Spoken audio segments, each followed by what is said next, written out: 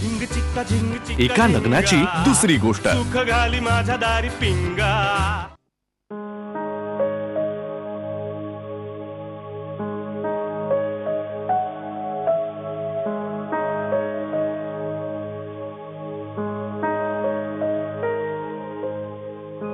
Sir तुम्ही एवढ्या उशिरापर्यंत ऑफिस मध्ये? तू पण थांबलीस इतक्या उशिरा? मी बरेचदा थांबते सर, काम असेल तर. मलाही खूप कामं होती. माझंच ऑफिस आहे हे. चल मी तुला सोडतो घरी. म्हणजे तुझ्या घरावरनच जाणार आहे मी. नाही सर, ऍक्च्युली मी पप्पांकडे आले सध्या. का? म्हणजे कसं काय? म्हणजे मी विचारू शकतो का? हो, काय नाही, असंच सहज कंपनी पप्पांना. Are you sure? यामध्ये अनशुअर असण्यासारखं काय आहे? म्हणजे घनश्याम बरोबर काही भांडण? तुम्ही हलवून खुंटा बळकट करताय ना सर? म्हणजे सर तुम्हाला माझ्याबद्दल सगळं कळलंय आणि ते कुठून कळलंय हे सुद्धा मला कळलंय. पण काय होतं की एखाद्या माणसाबद्दल आपल्याला तिसऱ्याकडून काहीतरी कळतं आणि त्यामध्ये तिसऱ्या माणसाचा पॉइंट ऑफ व्ह्यू इन्व्हॉल्व्ह असतो. त्यामुळे आपल्याला जे कळतं ते दरवेळेस तसं असतंच असं नाही ना. त्यामुळे मग उगाच चर्चा, गॉसिप, प्रॉब्लेम्स. खर तर मला असं वाटतं की दोन माणसांमध्ये जे असतं ते तिसऱ्या माणसाला कधीच कळू शकत नाही.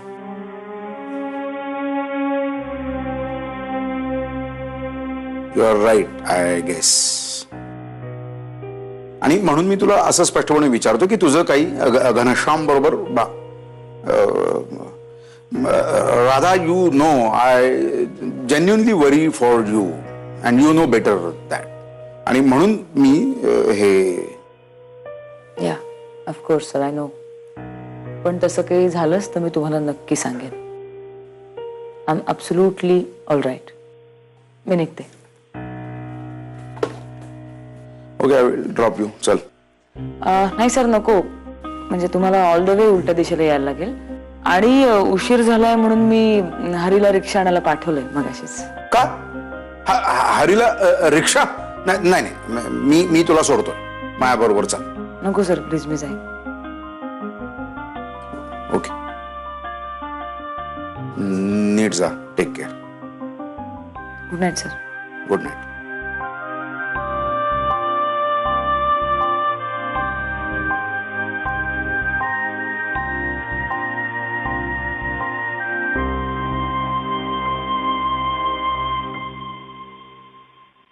सावकाश.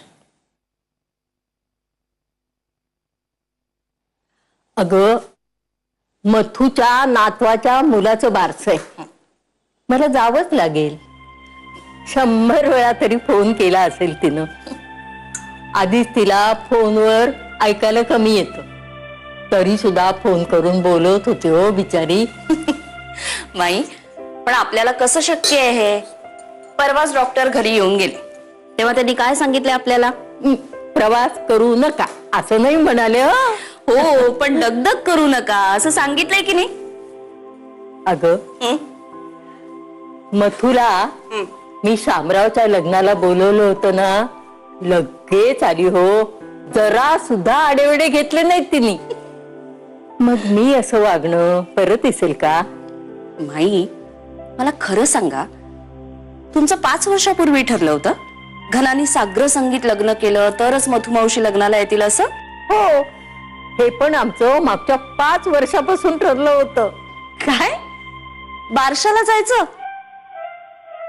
नाही, मथुमावशीच्या नातवाचं लग्नही झालं नव्हतं 5 वर्षापूर्वी. बारशाचं कसं ठरवलं तुम्ही? हे बघ, या वयात आम्ही सगळं इन ऍडव्हान्स प्लॅन करून ठेवत असतो. काय? माई, तू पुन्हा त्याच विषयावर बोलायला लागलेली आहेस. मी सांगतो, हे बघ, उगाच हट्ट करू नकोस. मी काही तुला पुण्याला पाठवणार नाहीये.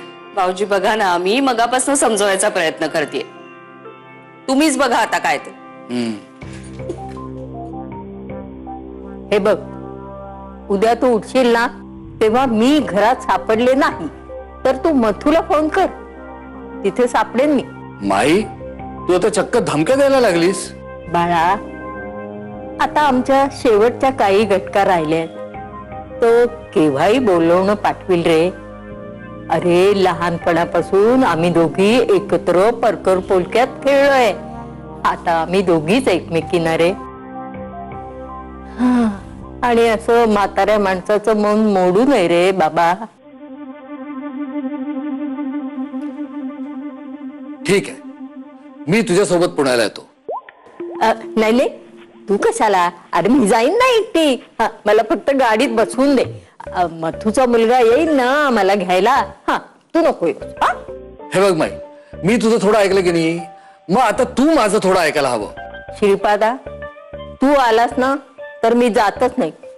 होऊ दे तुझ्या मनासारखं. मला म्हातारीला मेलेलं काय इच्छा आकांक्षा काय महत्वाच्या राहिल्यात रे. अरे लहानपणी मुलं तुमचं ऐकतात, पण म्हातारपणी तुम्हाला त्यांचं सगळं ऐकावं लागतं रे बाबा. माई हे बघ, एकदम एवढी टोकाची भूमिका घेऊ नकोस. मला विचार करायला वेळ दे.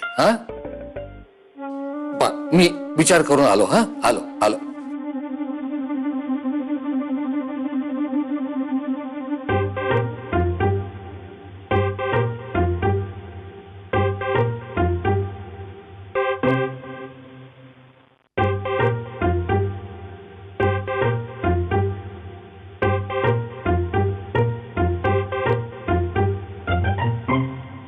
हॅलो हॅलो, मी बोलते. श्रीपाद वल्लभ दिगंबरची आई माई. हो मी बोलते. इथली परिस्थिती आटोक्यात आलेली आहे. तिथे कसं काय चाललं सगळं? असं होय, बर. अरे हो दादा, काय ग? तुम्हाला सांगायचीच विसरले मी. उद्या आम्ही सकाळी पुण्याला चालले. म्हणजे सकाळी जाऊन लगेच रात्री परत येणार आहे. एकदम पुण्याला? अरे शाळेतल्या सगळ्या मैत्रिणी जमायचं ठरलंय पुण्याला. कारण बहुतेक सगळ्या मैत्रिणी पुण्यात सेटल झाल्यात ना. ही युनियन, बाकी काही नाही. जाणारच कशी? कर्ज टाकून सोडायला येऊ? छे छे, अजिबात नको. म्हणजे कशाला ना, इंदोरून नाही काल मी हात मोडला तरी. मग आणि पुणे काय, इथे शिंकेच्या अंतरावर तर आहे. बेबी, हाकेच्या अंतरावर असं सर्वसाधारणपणे लोक म्हणतात. करेक्ट आहे तुझं, एकदम बरोबर. पण मला असंच म्हणायचं होतं, कारण आपण मुंबईत शिंकलो ना की पुण्यातल्या लोकांना त्याचा संसर्ग होऊ शकतो. एकदम पुण्याला. अरे गप्पू, आज तूने जो खाना बनाया ना, क्या बात है. आलू की सब्जी, आहा वाह. ती भाजीवाला घनश्यामने शिकवली. हो, खूप छान शिकवतो घनश्याम. आणि बाकीच्या गोष्टी आईने शिकवल्या. घनश्यामला आणखीनही बऱ्याच गोष्टी येतात ना ग. खूप. जा ना मग त्या शिकायला काळ्यांच्या घरी परत. काय हो पप्पा, कुठलाही विषय निघाला की तुम्ही हव्या त्या मुद्द्यावर येऊन थांबता. कशाला रे तोच विषय तू पुन्हा पुन्हा काढतोस? आता काहीतरी साधच झालं असेल दोघांमध्ये. नाही बेबी, तिला जन्मापासून ओळखतो मी. ती ज्या वेळेला काही फारसं झालेलं नाही, साधच आहे असं म्हणते ना, त्यावेळेला प्रकरण जवळजवळ हाताबाहेर जाण्याची वेळ आलेली असते, असं लक्षात ठेवतो.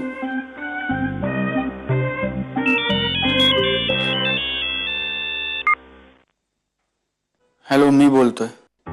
हा कळलं, बोल ना. मला तुला काहीतरी सांगायचं आहे, पण आधी तू प्रॉमिस कर की तू चिडणार नाहीस, रागवणार नाहीस. तर म्हणजे असं होऊ शकतं ना राधा. म्हणजे असं होतच ना माणसाचं की फुगा खूप फुगतो आणि मग जास्त हवा भरली की तो फुटतो. असं होतं ना. असं झालंय माझं राधा.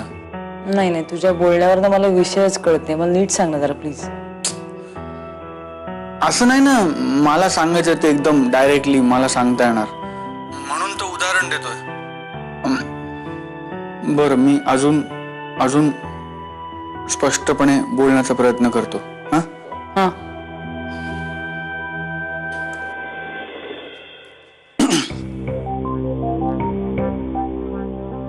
हे बघ राधा, आपण ना आयुष्यात खूप गोष्टी मानून पुढे चालतो की हे असंच असतं. म्हणजे हा म्हणजे शिरा गोड असतो आणि उपमा तिखट असतो, राईट? आणि हे अंडरस्टूड आहे की हे असंच असतं. पण एक दिवशी अचानक जर उपमा गोड लागायला लागला तर प्रॉब्लेम होईल ना, राईट? हा म्हणजे मग काय होईल, सगळं सगळं सगळं गोंधळून जाईल राधा. म्हणजे असं झालं की काय होतं, आपली इनिबिशन्स तुटतात, आपली कॅल्क्युलेशन चुकतात आणि मग आपल्याला प्रश्न पडतो की काय काय झालं. म्हणजे मी नेहमी बनवतात तसंच उपमा बनवला, मग तो गोड कसा काय झाला. आणि मग आपल्याला एक तज्ञ माणूस लागतो राधा, तिसराच, जो तो प्रॉब्लेम समजून घेईल आणि आपल्याला सांगू शकेल की प्रॉब्लेम उपमा बनवण्यामध्ये होता की माझ्या जिभेच्या चवीमध्ये. कळलं? नाही म्हणजे मला असं म्हणायचंय की उपमा जर उपम्यासारखा केला म्हणजे चल अगदी मी जरी केला तरी तो गोड नाहीच ना होऊ शकत. अरे कमाल आहे यार. म्हणजे कावळ्याचा पंचरंगी पोपट होऊ शकतो तर उपमा गोड का नाही लागू शकत? कावळा? कोण कावळा घनश्याम? तू. मी? तू मला कावळा म्हणालास आता? अरे पण मी तुला पंचरंगी पोपट आणि गोडाचा शिरा पण म्हटलं ना आता. तू काय बोलतोयस घनश्याम? हे सगळं तू आपल्या त्या प्रकरणाबद्दल बोलतोयस का? म्हणजे आपल्या त्या रात्री बद्दलच चाललंय का सगळं हे? ऑब्वियस करू नको यार तू. मी असं अडून बोलतोय आणि तू ऑब्वियस नको करू ना राधा. सॉरी बोल तू बोल. हा म्हणजे तेच आहे. पण म्हणजे त्या दिवसानंतर सगळं गणलंय ग, सगळं विचित्र झालंय. म्हणजे ते काय भान हरपतं असं म्हणतात ना, तसं काहीतरी झालंय राधा. मला तुझं भाष वगैरे व्हायला लागलेत यार. ऐसा थोडी होत आहे. आणि हे मला कळत नाहीये की कसं हँडल करायचं. म्हणजे हे मी एकटा खूप दिवस सहन नसतो करू शकलो, म्हणून मला असं वाटलं. म्हणजे मी असं म्हटलं की म्हणजे मला असं मनापासून बोल ना घनश्याम. हा मला असं वाटलं की हे आपण शेअर करायला पाहिजे कोणाबरोबर तरी. म्हणून मी आपलं सिक्रेट सांगितलं. काय? तू आपलं लग्नाचं सिक्रेट सांगितलंस? हो. कोणाला? विनोद काकाला. आई घनश्याम कुठे आहे? अगं बघ, तू नाव घेतलंस आणि आला. झिंग चिक्का झिंग चिक्का एका लग्नाची दुसरी गोष्ट. सुख घाली माझ्या दारी पिंगा. झिंग चिक्का झिंग चिक्का एका लग्नाची दुसरी गोष्ट. सुख घाली माझ्या दारी पिंगा. कोणाला? विनोद काकाला. तुला घनश्याम तू असं कसं काय तू वागलायस? म्हणजे तू हे बघ, हे आपलं दोघांचं सिक्रेट होतं. हा आपला निर्णय होता की नाही. तू असं अत्यंत चुकीचं वागलेला आहेस. तू असं करायला नको. तू का सांगितलंस तू आपलं सिक्रेट? तू बरा आहेस ना तू घनश्याम? तू खूप चुकलायस. तू खूप चुकलायस तू. कारण नाही मला कारण ऐकण्यात इंटरेस्ट नाहीये. मला कारण ऐकायचं नाहीये आणि मी ते ऐकू शकत नाही, किमान फोनवर तरी. आणि आज नाहीच, मी तुला उद्या येऊन भेटते. आपण उद्या बोलू. कारण आता मला खूप चिडचिड होते माझी. मला राग येतोय खूप. मला मनस्ताप झालाय घनश्याम तुझ्यामुळे. तू खूप चुकलायस. तुला लक्षात येत आहे का? तू आपलं सिक्रेट सांगून खूप चूक केलीस तू. अगं पण तू तर प्रॉमिस केलं होतंस ना चिडणार नाहीस म्हणून. एक मिनिट, मी असं प्रॉमिस केलेलं नाहीये तुला. आणि तू काय मला प्रॉमिस बद्दल सांगतोयस? प्रॉमिस तू मोडलेस. तू आपलं सिक्रेट सांगितलंयस, हे प्रॉमिस तू मोडलेस. त्यामुळे तू मला आता नको शिकूस की मी काय करायचं आणि काय नाही करायचं. कळलं का तुला? पण आता ऐक ना यार. नाही मला काही ऐकून घ्यायचं नाही. तू फोन ठेव. आत्ता फोन ठेव. मला बोलायचं नाही. आपण उद्या बोलू.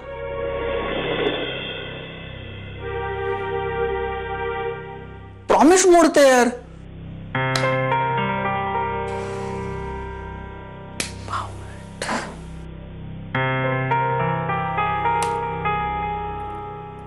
काय केलंय मी हे?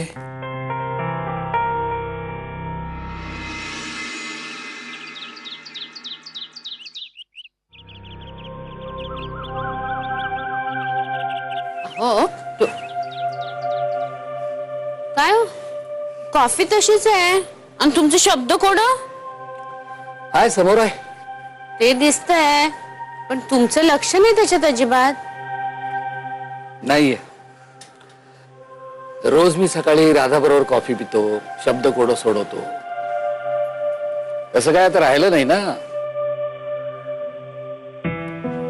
म्हणजे शब्दांवर चर्चा नाही, प्रतिशब्दाच्या भेंड्या नाहीत, ज्वलंत समस्येवर संवाद नाही. चला आवरून घ्या बरं. बँकेत जाणार होतात ना आज तुम्ही? पण खरं सांगायचं तर मनापासून जावंसं वाटत नाही. कंटाळा आलाय. अहो उत्साहच वाटत नाही का. दिवसाची अशी सुरुवातच उदासवाणी होते. बाबा इतकं उदास होण्याची काही गरज नाहीये. राधा आलीस तू? म्हणजे काय बाबांबरोबरची कॉफी डेट कशी मिस करेन? तू थांब, मी कॉफी आणतो. नाही नाही बाबा तुम्ही बसा. मला कॉफी नको, मी कॉफी घेऊन आले. तुम्ही कॉफी पे, मी गप्पा मारते. पण खरं सांगू बाबा तुमच्या इतकी भारी कॉफी नाही करतायत बाबा. आता तू नाश्ता पण इथेच करून जा आणि ऑफिसला निघालीस ना डबा घेऊन जायचं. अहो आई खरंच नको. मग बाबा आज कुठला शब्द अडला नाही वाटतं शब्दकोड्यातला? अगं कुठे, तू नाहीस तर शब्दकोड्यात सुद्धा काही इंटरेस्टच नाहीये त्यांना. दिवसभर असे कंटाळलेलेच असतात. अगं आता बँकेत जायचंय, उठायलाच तयार नाहीये. झालं, सून घरी आली लगेच गाणे ऐकवायला सुरुवात. ते काय नाही बाबा, तुम्ही तयार व्हा, मी लगेचच ऑफिसला निघते. तुम्हाला जाताना ड्रॉप करेन बँकेत. बाबा तुम्ही आजचा तू लेख वाचला का, महागाईचा राक्षस? अगं सगळं वरवरचं लिहितात ग, खोलात जायची कोणाची तयारी नाहीये. खूपच वरवरचं लिहिलं. माझं काय म्हणणं आहे की जागतिक अर्थकारणाचा भारताच्या महागाईशी संबंध आहेच ना. वा वा वा वा, छान छान. झालं का तुमचं सुरू? बोला बोला बोला. मी आता नाश्ता घेऊन येते. बघ उपाशी पोटी कामाला जायचं नाही. आई घनश्याम कुठे आहे? अगं बघ तू नाव घेतलंस आणि आला.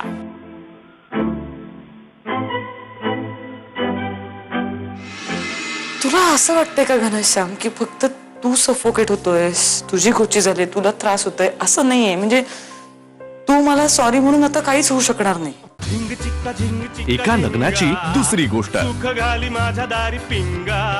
झिंग चिक्का झिंग चिक्का एका लग्नाची दुसरी गोष्ट. सुख घाली माझ्या दारी पिंगा.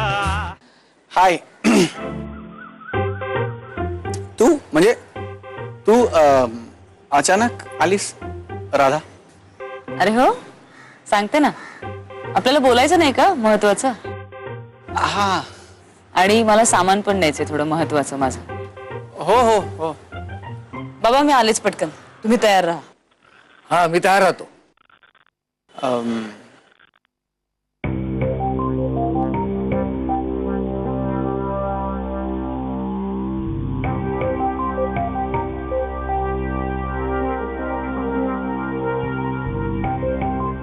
बघा सगळ्यांचं केवढं आहे राधाला.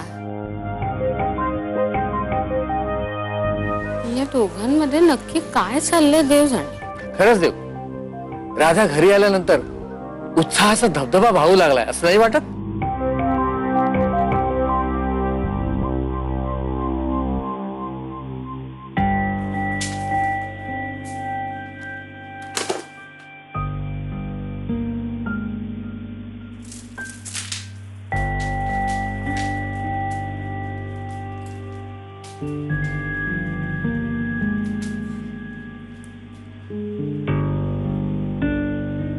तू रागावलीस ना?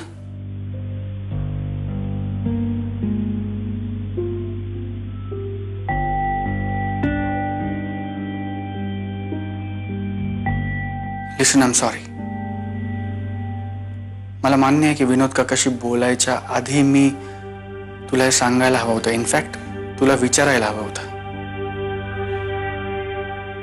पण मी विनोद काकाकडे कोणताही सल्ला मागण्यासाठी हे त्याच्याबरोबर बोललो नव्हतो. मी बोललो होतो कारण मला मन मोकळं करण्यासाठी, कोणाबरोबर बोलण्यासाठी दुसरं कोणी माणूस नव्हतं म्हणून.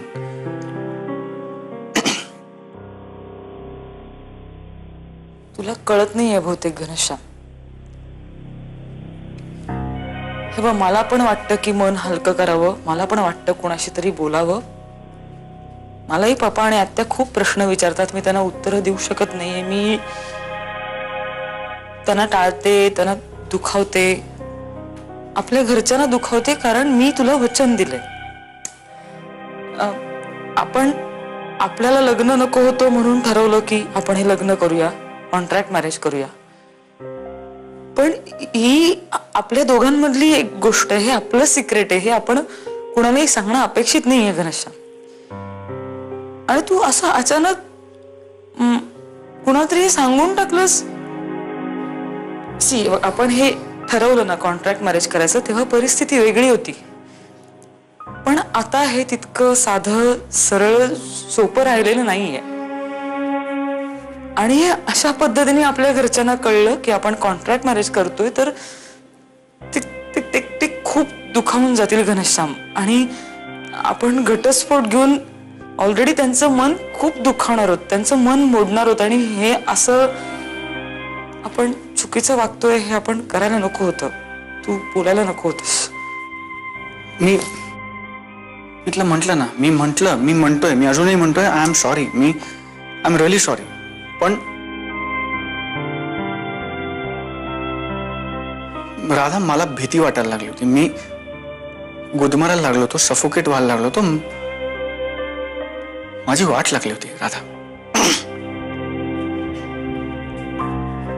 तुला असं वाटतंय का घनश्याम की फक्त तू सफोकेट होतोयस, तुझी गोची झाली, तुला त्रास होतोय? असं नाहीये. म्हणजे तू मला सॉरी म्हणून आता काहीच होऊ शकणार नाही.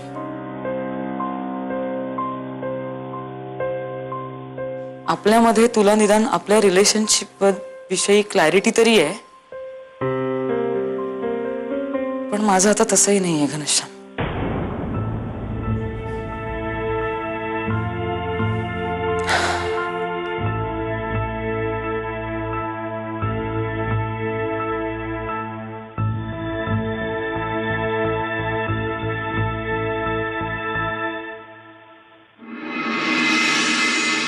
झिंग चिक्का झिंग चिक्का एका लग्नाची दुसरी गोष्ट. सुख घाली माझ्या दारी पिंगा.